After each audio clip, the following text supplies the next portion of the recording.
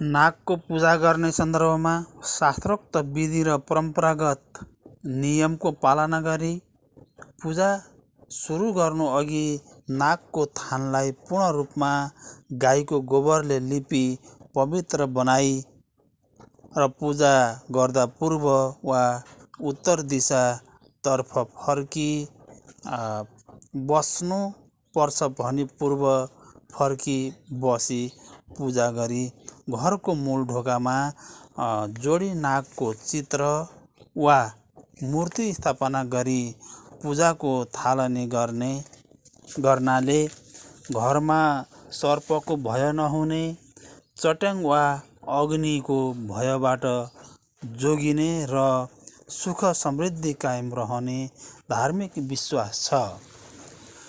समग्रमा यस पाठले हाम्रा परम्परागत पूजा विधिहरू केवल शास्त्रोक्त नियम वास्तुशास्त्र र प्रकृतिको संरक्षणसँग जोडिएका छन् भन्ने कुरामा स्पष्ट पार्दछ। धन्यवाद।